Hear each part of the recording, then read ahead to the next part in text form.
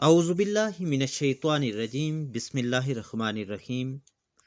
अस्सलामु अलैकुम वरहमतुल्लाहि वबरकातुहू।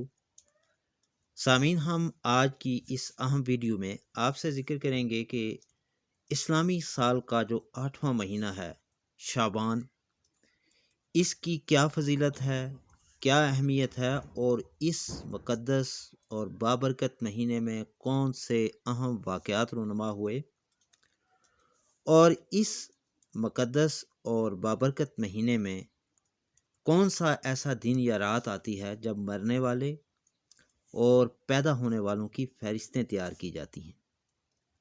और इस माह में यानी जिस तरह के पहले आपको बताया गया कि बहुत सी जंगें हुई, हुज़ूर रसालत मआब सल्लल्लाहु अलैहि वसल्लम के दो जो अज़वाजात मुतहरात थी उनसे निकाह हुए।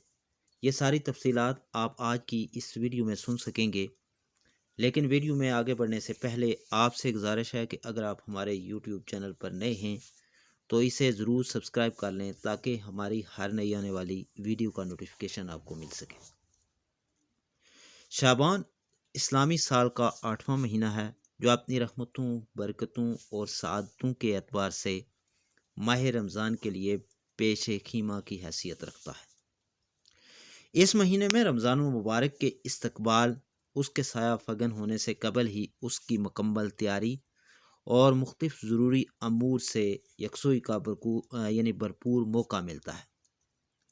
ये वो काबिल कदर महीना है जिसकी निस्बत हुज़ूर अकरम सल्लल्लाहु अलैहि वसल्लम ने अपनी तरफ फरमाई और इसमें खैर व बरकत की दुआ फरमाई।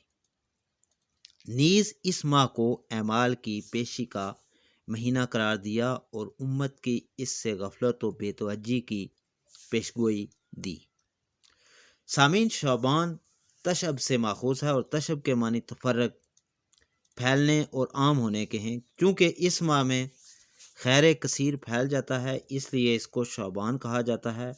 या इस महीने में अहले अरब हुर्मत वाले आखिरी महीने रजबुल मुरज्जब के बाद लौट मार के लिए मुंतशिर हो जाते थे।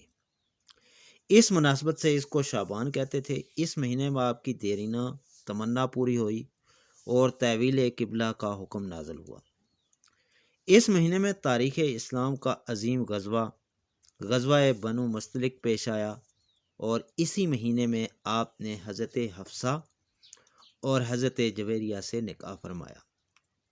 तयम्मुम से मुतल्लक यानी अहकाम का नुज़ूल भी इसी महीने में हुआ और इसी महीने में हज़रत हुसैन बिन अली, हज़रत ज़ैनुल आबिदीन और हज़रत अबुल फ़ज़ल अब्बास की वलादत हुई और सहाबा और ताबीन में हज़रत मुग़ीरा, हज़रत अंस, हज़रत अरबाज़ और इमाम अबू हनीफ़ा की वफ़ात हुई। हज़रत आयशा से मरवी है कि हज़रत सल्लल्लाहु अलैहि वसल्लम जब रोज़े रखना शुरू फरमाते तो हम कहते कि आप अब रोज़ा रखना ख़त्म न करेंगे, और जब कभी आप रोज़ा न रखते यानी न रखने पे आते तो हम ये कहते कि अब आप रोज़ा कभी ना रखेंगे। आप फरमाती हैं कि मैंने हज़रत सल्लल्लाहु अलैहि वसल्लम को रमज़ान शरीफ के अलावा किसी और महीने के मुकम्मल रोज़े रखते नहीं देखा, और मैंने हज़रत सल्लल्लाहु अलैहि वसल्लम को शाबान के अलावा किसी और महीने में कसरत से रोज़े रखते हुए नहीं देखा। ये सही बुखारी की हदीस नंबर 1969 और सही मुस्लिम की हदीस नंबर 1156 है। यहाँ पूरे शाबान के रोज़े रखने से मुराद ये है कि आप अक्सर शाबान के रोज़े रखा करते थे, क्योंकि बाज़ मरतबा अक्सर पर कुल का इत्लाक़ कर दिया जाता है। बाज़ दीगर अहादीस में शाबान के आखिरी दिनों में रोज़ा रखने से मना भी फरमाया गया है ताकि इसकी वजह से रमज़ान मुबारक के रोज़े रखने में दुश्वारी न हो। सामीन, हज़रत आयशा सदीक़ा की रवायत में है कि पूरे साल में मरने वालों की फहरिस्त इसी महीने में मलकुल मौत के हवाले की जाती है। इसलिए आप ये चाहते थे कि जब आपकी वफ़ात के बारे में मलकुल मौत को अहकाम दिए जाएं तो उस वक्त आप रोज़े से हों। रमज़ान मुबारक के करीब होने और उसके ख़ास अनवार व बरक़ात से मुनासबत पैदा करने के शौक़ में आप शाबान के महीने में रोज़े का एहतमाम कसरत से फरमाते थे।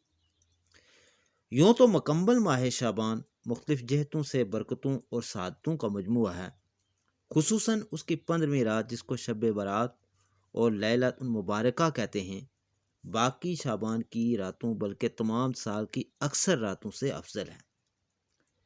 ایک اور روایت حضرت عائشہ ہی سے مروی ہے کہ آپ نے فرمایا کہ کیا تمہیں معلوم نہیں کہ اس رات یعنی شعبان کی 15ویں رات میں کیا ہوتا ہے؟ تو حضرت عائشہ نے عرض کیا کہ یا رسول اللہ اس میں کیا ہوتا ہے؟ تو آپ نے فرمایا کہ اس سال جتنے انسان پیدا ہونے والے ہوتے ہیں وہ اس رات میں لکھ دیے جاتے ہیں، اور جتنے لوگ اس سال میں مرنے والے ہوتے ہیں وہ بھی اس رات میں لکھ دیے جاتے ہیں، اور اس رات بنی آدم کے اعمال اٹھائے جاتے ہیں، اور اسی رات میں لوگوں کی مقررہ روزی اترتی ہے۔ سامعین، اللہ کے رسول شعبان کے مہینے میں صحابہ کرام کو اکٹھا کرتے اور خطبہ دیتے، جس میں انہیں رمضان کے فضائل و مسائل بیان کرتے، رمضان کی عظمت و اہمیت کے پیش نظر اس کی تیاری کے سلسلے میں توجہ دلاتے۔ اسی لیے ہم ماہ مبارک کی آمد سے پہلے اس کے مقام، اس کی عظمت، اس کی فضیلت، اس کے مقصد اور اس کے پیغام کو اپنے ذہن میں تازہ کریں، تاکہ اس کی برکات سے بھرپور فائدہ اٹھا سکیں، اور اس بات کا پختہ ارادہ کریں کہ ہم اس ماہ مبارک میں اپنے اندر تقوی کی صفات پیدا کرنے کی کوشش کریں گے، جو روزہ کا مقصد ہے۔ یقیناً آپ کو ہماری یہ ویڈیو پسند آئی ہوگی۔ صدقہ جاریہ سمجھ کر یعنی ثواب کی نیت سے آپ اسے دوسروں کے ساتھ بھی شیئر کیجیے، اور آخر میں آپ سے پھر گزارش ہے کہ اگر آپ ہمارے یوٹیوب چینل پر نئے ہیں تو اسے ضرور سبسکرائب کر لیں۔ انشاءاللہ جلد ہی نئی ویڈیو کے ساتھ ایک بار پھر آپ کی خدمت میں حاضر ہوں گے۔ اس وقت تک کے لیے اجازت دیجیے۔ اللہ حافظ۔